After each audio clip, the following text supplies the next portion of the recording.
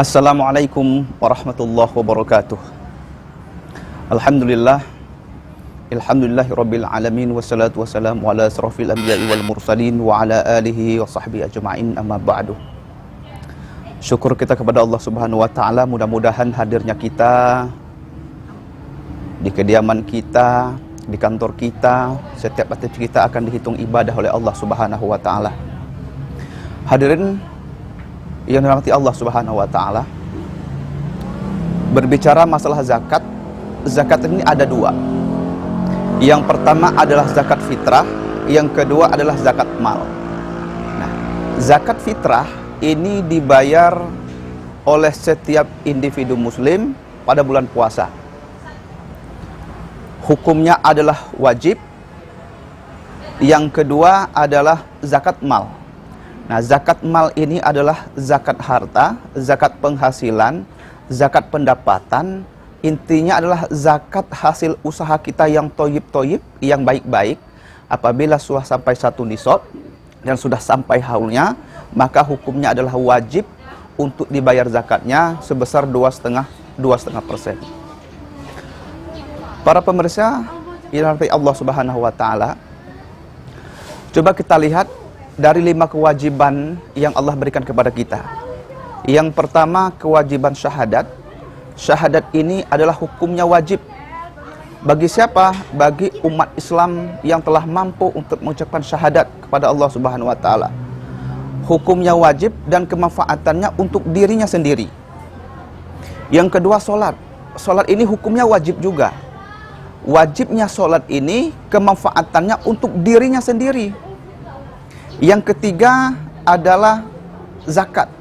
Kita tinggalkan sebentar zakat. Rukun Islam yang keempat yang kita sebut, yang kita kenal, yang sering kita dengar, yang kita belajar mulai di SD sampai sekarang, yaitu yang namanya saum atau puasa di bulan Ramadan. Puasa di bulan Ramadan ini adalah hukumnya wajib dan kemanfaatannya adalah bagi untuk dirinya sendiri. Bukan untuk orang lain, hanya untuk dirinya sendiri. Dan juga rukun Islam yang kelima adalah naik haji. Naik haji ini adalah hukumnya wajib dan kemanfaatannya adalah hanya untuk dirinya sendiri. Berbeda dengan yang namanya zakat. Zakat ini Allah taruh kewajiban itu di tengah-tengah di antara 5 rukun Islam. Syahadat, sholat, zakat, puasa, dan haji. Kenapa zakat ini tengah-tengah? Dari 4 kewajiban ini hanya hubungan kita kepada Allah Subhanahu wa taala kemanfaatannya, tetapi zakat ini kemanfaatannya untuk dirinya dan untuk bagi orang lain. Nah, kemanfaatannya adalah kalau sholat, syahadat, saum, dan haji untuk dirinya dan kepada Allah, tetapi zakat ini adalah kemanfaatannya untuk dirinya dan untuk orang lain.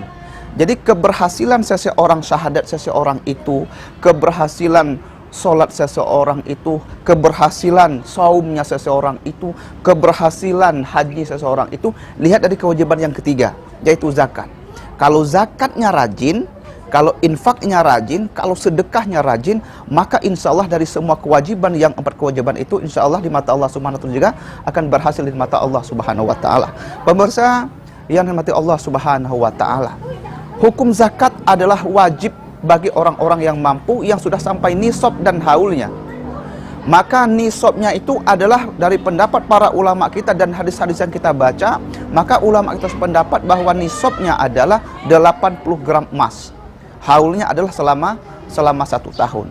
Kalau bapak-bapak, saudara-saudara sekalian, hadirin yang berbahagia, kalau di Bengkulu ini, kalau bapak-bapak sudah mempunyai penghasilan 4 juta rupiah setiap bulannya, bukan hanya gajinya, pendapatannya, dari warungnya, dari angkotnya, dari ojeknya, dari semua usaha yang baik-baik, apabila 1 bulan sudah sampai 4 juta rupiah, maka dia sudah wajib membayar zakatnya 2,5%.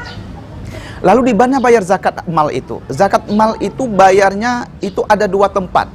Yang pertama di Basnas. Basnas ini lembaga resmi, lembaga pemerintah non struktural, ditunjuk oleh pemerintah untuk mengumpul, mendistribusikan dan mendayagunakan zakat.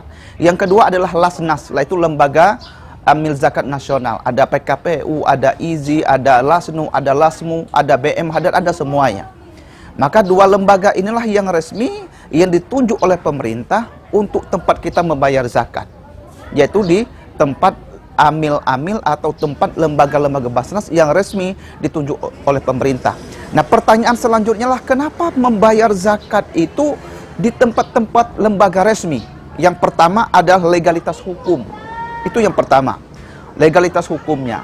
Karena zakat ini dibayar oleh orang-orang yang tertentu, dikelola oleh orang-orang tertentu, yaitu Basnas, dan diterima oleh orang-orang yang tertentu sesuai dengan firman Allah Subhanahu wa taala dalam surat At-Taubah ayat 60. Innamas shadaqatu lil fuqara wal masakin wal amilin, dan seterusnya, yaitu dikelola, diterima, dibayar oleh orang-orang yang tertentu saja. Nah, pertanyaannya adalah kenapa harus kepada lembaga resmi? Yang pertanyaan yang kedua tadi, yang pertama legalitas hukumnya, yang kedua ini yang paling ekstrim ini adalah membebaskan dari sifat ria, dari sifat ujub, dari sifat sombong. Hadirin pemirsa yang dirahmati Allah Subhanahu wa taala, saya ingin menganalogikan atau mencontohkan. Kalau bapak-bapak ibu suatu saat membayar zakat langsung kepada orangnya, boleh nggak bayar zakat langsung kepada orangnya? Boleh, boleh-boleh saja, tapi kurang afdol. Nah, afdolnya bayar zakat itu ada di lembaga resmi. Kenapa harus kepada lembaga resmi? Yang pertama, kalau bapak-bapak bayar zakat ini langsung kepada orang yang 100 juta rupiah, kita bilang nih, Pak, ini duit zakat saya, ini infak saya, ini sedekah saya. Tolong manfaatkan yang baik, jangan beli yang macam-macam, jangan berpoya-poya. Padahal uangnya masih sama kantong kita, belum kita bayar. Belum kita bayar ini, tapi masih, padahal orang mustahiknya sudah kita omel-omelin. Tetapi oke lah, niat awalnya ini kita memang ikhlas karena Allah Subhanahu wa taala, bayar zakat langsung ini. Suatu ketika 1 tahun, 2 tahun, 3 tahun, 4 tahun kemudian, mustahik kita bantu 100 juta ini zakat kita, berhasil jadi orang kaya dia. Dia bilang sama istri ketika tidur, istriku, tahu nggak kenapa kita kaya? Kita kaya ini karena bapak si Anu, bapak si Fulanu bayar zakat sama kita, 100 juta. Kita usah kita jadi kaya. Wah, luar biasa Pak ya, betul sekali. Nah, suatu ketika istri kita ini pergi ke depan rumah kita pagi-pagi beli sayur sama tukang sayur. Tetangganya nanya, ibu, kenapa ibu bisa kaya? Kenapa ibu bisa kok sukses seperti dulu ibu miskin? Ibu, ini saya bisa kaya seperti ini, bisa sukses seperti ini, ada si Fulanu bayar zakat sama saya. Berapa? 100 juta, maka saya usaha, saya bisa kaya seperti ini. Nah, ibu yang nanya tadi, besok harinya nanya lagi, ngomong lagi sama tetangganya. Wah, ibu itu bisa kaya, bisa sukses, bapak si Fulan dulu itu yang bayar zakat. Ibu yang dengerin cerita lagi, cerita terus, cerita. Sambung menyambung, suatu ketika cerita itu terdengarlah sama istri si Fulan yang bayar zakat dulu.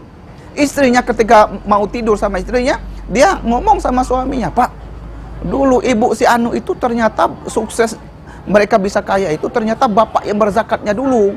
Orang sekampung sudah tahu semua loh Pak, kalau bapak jadi kades mungkin bapak menang ini. Nah, kira-kira seperti itu.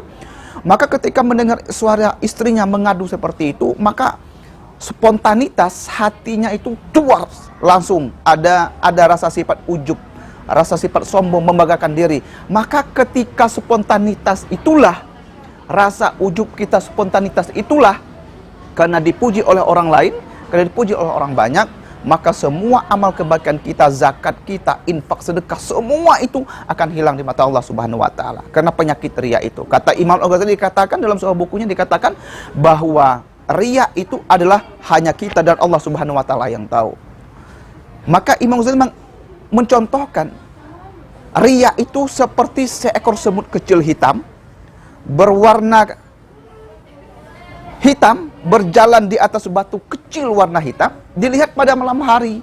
Pertanyaannya adalah apakah ada semutnya? Semutnya pasti ada. Tetapi kalau pertanyaan nampakkah semutnya, maka tidak nampak semutnya. Semutnya ada tapi tidak nampak. Seperti itulah penyakit riya dalam hidup kita, yaitu hanya kita dan Allah Subhanahu wa taala yang tahu. Nah, solusinya adalah untuk mencegah dari semua perbuatan itu, untuk mencegah dari sifat itu, maka kita dianjurkan oleh para ulama kita, para kiadah kita, para guru-guru kita, para imam-imam kita, bahwa membayar zakat itu adalah lembaga, di tempat-tempat lembaga resmi yang ditunjuk oleh pemerintah. Bisa di Basnas, di provinsi, saya nggak mau di provinsi kurang bagus, di kabupaten juga ada. Di Basnas kabupaten, di kabupaten saya nggak suka, ada di kota. Saya nggak mau di Mas, ada di Lasnas, lembaga amil zakat nasional. Ada PKPU yang saya bilang tadi, ada banyak. Saya orang Muhammadiyah, bayar zakatnya di Lasmu. Saya orang NU, bayar zakat di Lasnu. Oh, saya orang biasa, banyak teman-teman yang bayar zakat yang lain.